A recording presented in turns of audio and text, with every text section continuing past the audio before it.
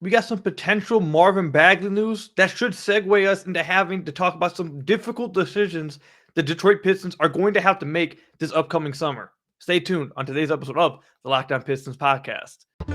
You are Locked On Pistons, your daily Detroit Pistons podcast. Part of the Locked On Podcast Network. Your team every day.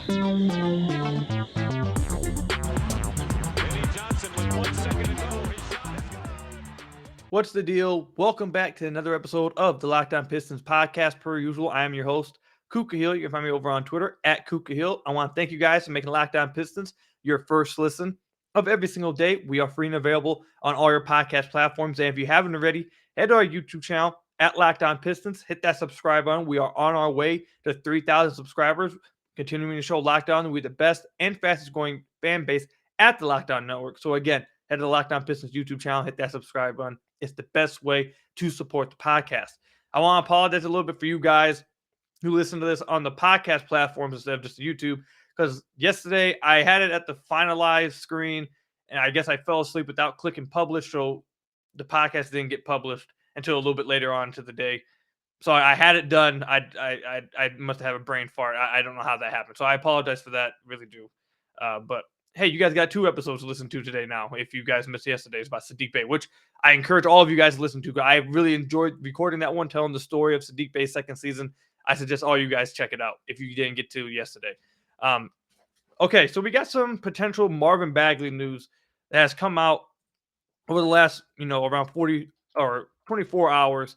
And it's from The Athletic.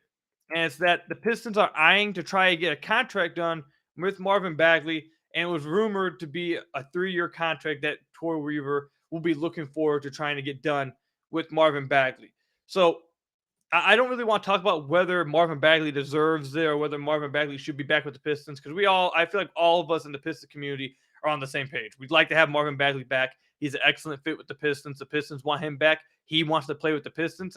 After the season, Marvin Bagley talked about how he never had played with guys who like to pass the ball as much as Cade Cunningham and Killian Hayes, guys who put him in positions to succeed like this, and that he really wanted to come back. It's a mutual thing. I would be absolutely shocked if he didn't end up with the Pistons this offseason. So not really concerned about talking about whether he deserves it, all that stuff. That's not really where I want to go with it. Where I want to go with it is the length of the deal will be interesting, because around that time is when the Pistons will be needing to start paying some of these younger guys. So I would probably like to see it maybe have a team option on the last year. I don't think it would be too crippling if it isn't. However, I'm just saying, like, I think the Pistons should try to be a little bit mindful, which I'm sure they are, but is this something to look forward to? Because around that 3rd year, if he does get a 3-year contract, let's say he's overpaid at that point, he's not playing out or anything. You got him on the books while you're trying to pay your younger guys. This is something to keep in mind. I don't think it's too big of a deal. But the real thing I want to talk about is the Pistons need to get this contract done with Marvin Bagley quickly. And I think they're going to probably have this, they're probably going to talk to each other before free agency starts. I think they'll probably come to an agreement before free agency actually does start. Now, I don't think he can actually sign it, obviously, before free agency, but I think they're going to have an agreement before free agency. And the reason for this is the Pistons are projected to have around $30 million in cap space. Now, in a few weeks, we're going to have cap expert Keith Smith on the podcast. We had him on last summer. You guys loved that episode. We're going to have him back on this summer to explain all the cap stuff. He's an absolute cap expert. I'm not some cap expert. I tried my best to understand as much of it, but he's literally the guru. So either way, the point is they need to get this contract or this deal done with Marvin Bagley as soon as possible, because while they're figured to have around $30 million in cap space, Marvin Bagley's cap hold is $28 million. Now, his qualifying offer is $7 million. But the cap hold, what's being hit on the cap until he signs a new contract with the Pistons, is $28 million. So they are handicapped. They will not be able to do anything in free agency. They will not be able to do anything with any kind of money that they are projected to have until they find a way or they come to a resolution with Marvin Bagley. So I think that's why you're starting to hear rumors this early into the offseason for the Pistons. It's not even the playoffs are still in the first round, but you're starting to hear about this, about the Pistons this early into their offseason, because I think both sides understand, hey, Troy Weaver knows we need to get this done as fast as possible. so we can have as much time to work deals with these other guys that they're interested in, possibly Jalen Brunson, DeAndre Ayton, Miles Bridges, maybe some lower tier signings. Either way, they won't be able to do anything until Marvin Bagley is his contract is resolved. Because again, he's on the books for $28 million. So I'm sure, honestly, I don't think that's something they're really concerned about, to be honest. I think Troy Weaver has a number. I think they wouldn't have traded for Marvin Bagley if they didn't have an idea of what he was looking for. And again, like I mentioned earlier, both sides want this to work. They both want to, Marvin Bagley wants to come back to Detroit. Detroit wants Marvin Bagley back. I don't think it's going to be too big of an issue, but what I do think is something to be watching for is not whether he resigns again. It's to see how long this deal takes to get done, how long into free agency. Again, I believe that they'll have an agreement placed before free agency. So as soon as free agency hits, you'll get that, at 12:01, you'll get that Woj notification on your phone that we always get that, instantly a guy has already re-signed with this team. I think you'll have that with Marvin Bagley. So just to watch that, that's the key thing to watch, because they won't be able to do anything. They won't be able to do anything until they get that resolved. However, this kind of has segued me into, or pushed me into wanting to talk about something else. And I kind of talked about it on my Twitter last night. But Hamidou Diallo, there's going to be some decisions that have to be made with him, and not only just Diallo, but a few other guys. We'll talk about that when we come back. But first, let me tell you about a little bit about one of our sponsors, BetOnline.net. BetOnline.net is your number one source for our sports betting stats and sports info. Find all of the latest sports developments, league reviews, and news, including this year's basketball playoffs and the start of the Major League Baseball season. BetOnline is a continuous source for all your sports wagering information, from live betting to playoffs to esports and more. Head to the website today or use your mobile device to learn more about the trends and action today. And if you head over to BetOnline, you will see that's not just basketball or baseball you can go over there and have fun with. You have all college sports.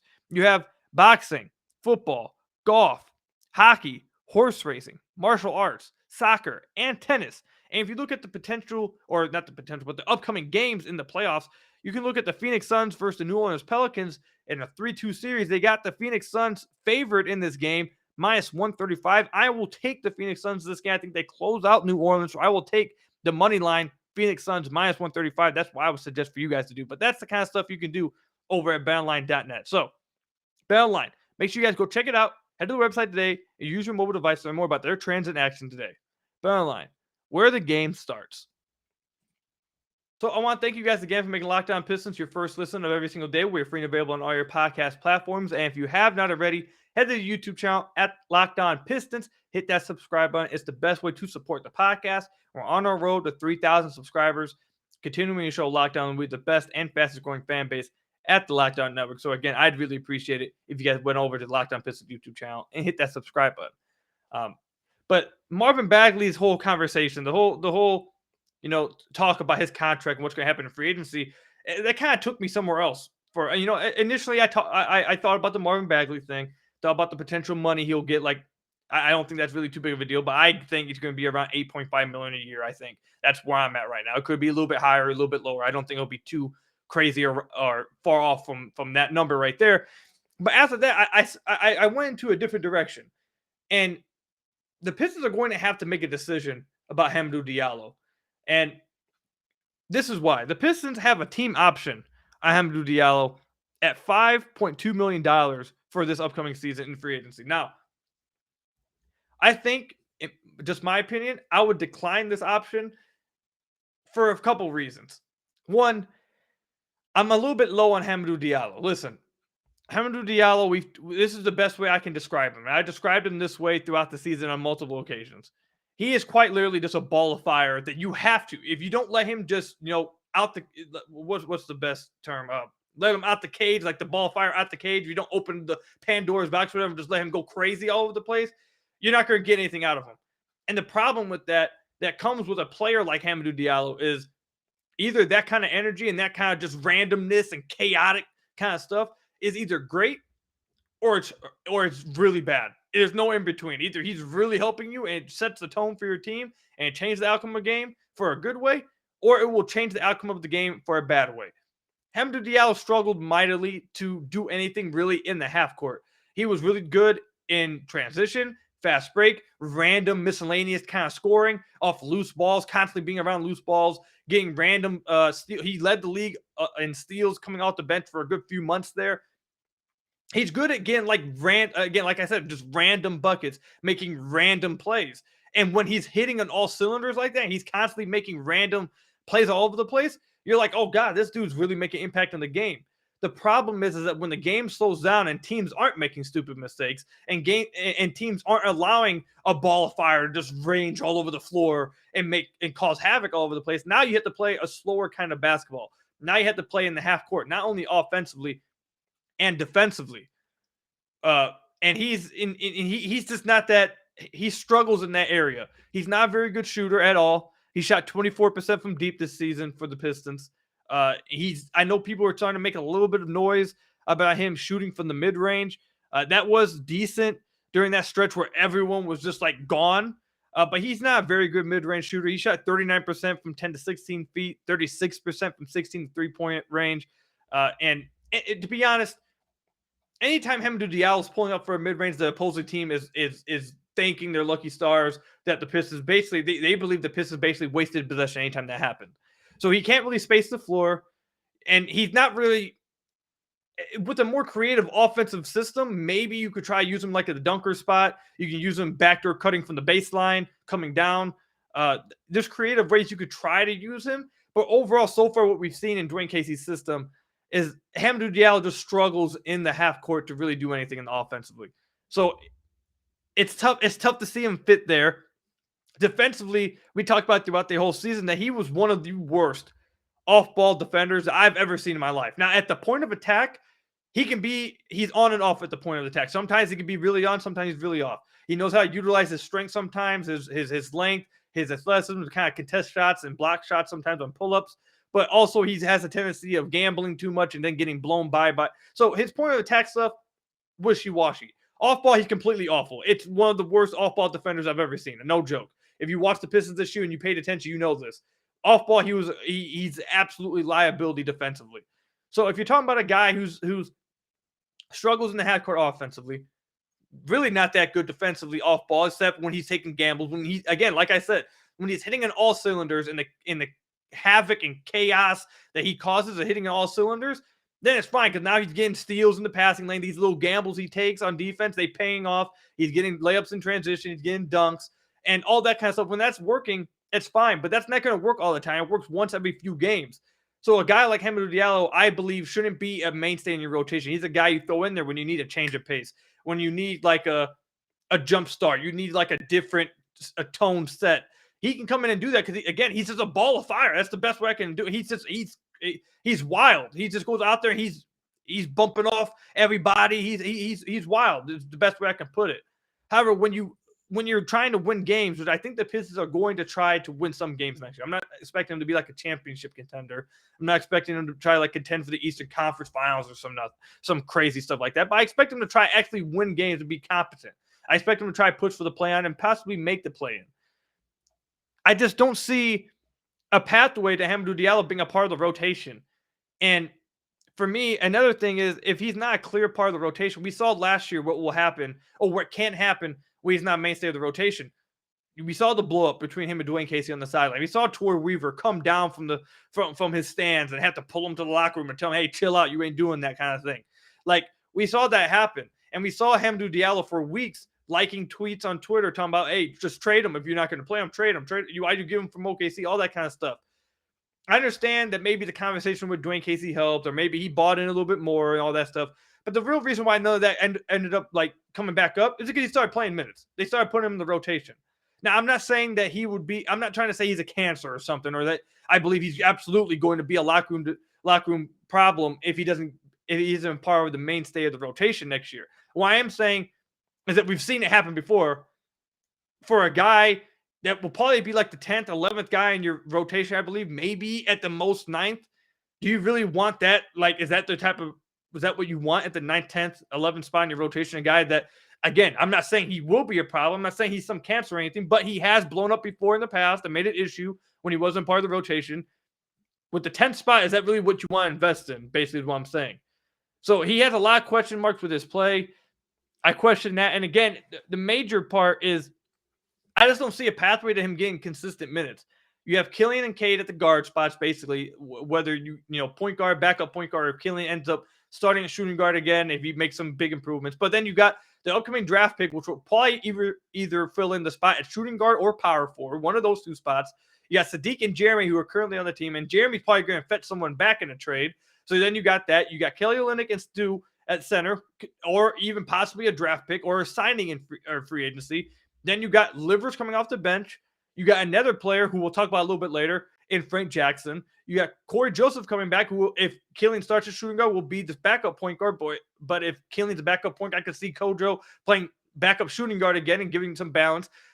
Where's the clear pathway to minutes for him? There's not a clear pathway to minutes for Hamidou Diallo. And with basically, this is where I'm at right here. Let me just summarize it with this. Hamidou Diallo was a nice bargain. I think he's been okay. I don't think he's been great. I don't think he's been bad. I think he's been an okay bargain. I think he's proven he should be an NBA. I think he's proven that he should get another shot somewhere and play some minutes somewhere.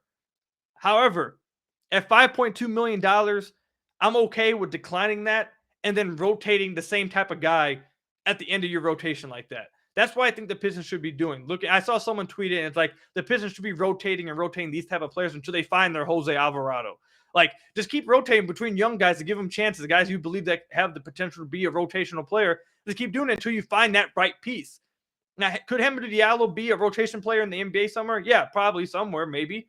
I don't know if it's with the Pistons. I don't know if he'll actually get there because of how much he struggles in the half-court setting. I don't know if he'll ever become someone who's able to thrive off something that's not havoc and chaos. So I would rather the Pistons just decline it and just rotate someone else in at that position and find someone who can fit and stick in what you're trying to do. I question Hamidou Diallo's fit. I question whether he'll ever be able to really crack the rotation as a mainstay, really. And like I said, if he's not part of the mainstay of rotation, we've seen him before have some issues with that and cause some issues. So all that combined, not saying Hamidou Diallo's a bad player, he's some locker room cancer or something. I just think all of those things combined, along with you could also just get extra $5.2 million in cap space, I would decline it. Now, I know people will point out that you could potentially accept it or pick it up and then he could be a part of a trade with Jeremy Grant, then cool, go ahead. If you want to use him as trade or fill in somewhere with the potential Jeremy Grant trade or something, cool. Overall, I'm just saying that going into the season next year, I don't see his part on the roster. So I don't think he should be on the roster next year. Actually, let me rephrase it. I don't think he would fit on the roster next year. I don't want to say should be on the roster because that like tries to say that he shouldn't be on an NBA roster. I'm not saying that. I'm just saying I don't really see his part. I don't see his fit, and I would be okay with him just leaving, with the Pistons just not picking up his option or just trading him into like I said, a throw-in. So that's where I'm at with Hamidou Diallo. But that also, we went from, we're jumping across everywhere here. Marvin Bagley took us to Hamidou Diallo, and now Hamidou Diallo is going to take us to another player that the Pistons are going to have to make a decision on this offseason, and that's Frank Jackson. And we'll talk about that when we come back from the ad break. But first, let me tell you about another one of our sponsors, Rock Auto. With the ever-increasing numbers of makes and models, it's now impossible for your local chain auto parts store to stock all the parts that you need. Why endure often pointless and seemingly intimidating questioning like is your Odyssey and LX? And wait while the person behind the counter orders the parts on their computer, choosing the only brand their warehouse happens to carry. You have the computers with access to rockauto.com at home or in your pocket on your phone. Save time and money when you're using Rock Auto. Why choose to spend 30%, 50%, even 100% more for the same parts from a chain store or car dealership? For example, a Honda Odyssey fuel pump is $353 from a chain store, but only $216 from Rock Auto. Rock Auto is a family business full of serving doing-it-yourselves for over 20 years. Rock Auto prices are reliably low for every single customer, and they have everything you could possibly need, from brake parts, tail lamps, motor oil, and even a new carpet.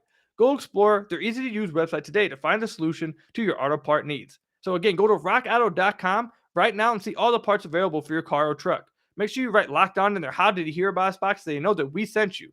Again, make sure you head over to rockauto.com and write Locked On in their How Did You Hear About Us box so they know that we sent you. Amazing selection, reliably low prices, all the parts your car will ever need. rockauto.com. So I want to thank you guys again for making Locked On Pistons your first listen of every single day. We're free and available on all your podcast platforms. And if you haven't already, head to the YouTube channel, hit that subscribe button. I'd really appreciate it. Best way to support the podcast.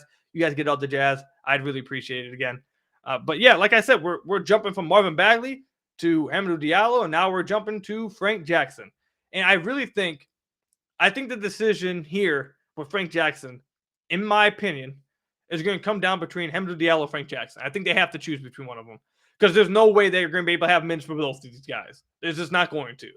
And again, I've said this multiple times, with the addition of Kay Cunningham winning that number 1 overall pick, with the pressure I feel like that is going to be put on the Pistons now, there is no more, let's just rebuild and restore and suck for 3 years. Like, that's dead. That's dead. That doesn't mean they need to be like foolish and make crazy moves and try to contend next year. That's not what I'm saying. But they definitely need to start making steps now. There's no more like they shouldn't be trying to get a top pick next year. That's basically what I'm saying. They should be pushing for the play-in next year. They have to show that kind of progression and commitment to Cade. You have to do it. That's the kind of thing that comes with getting the first overall pick and having a potential superstar. The time immediately has started running as soon as they made that selection. So I think next year they're going to be trying to push for the play-in. So that means they need competent players in competent positions and competent roles and knowing what they need to do. They can't have – I'm not saying let me say – I'm trying to say this the most accurate way possible. Yes, they should still be worried about development. That doesn't mean they should just throw development out the window. 100% development is the number one job still at this point. However, you have to start picking guys, I feel like, at this point. You can't develop 15 guys at once at this point. It can't happen. And with the pick that's coming in for the Pistons, the possible second lottery pick that they could be getting for a Jeremy Grant trade or possible first-round pick, along with the free agency that they're talking about being aggressive for, potential trade and players coming in from a Jeremy Grant trade, there's literally no way that I can envision. Honestly, not even just I envision. I don't think anyone can envision a way where both of these guys, Hamidou Diallo and Frank Jackson, can be in the rotation at the same time, considering all those things. There's no way. It's not possible. So would I honestly, I would be okay letting both of them go at that. I would be cool with that.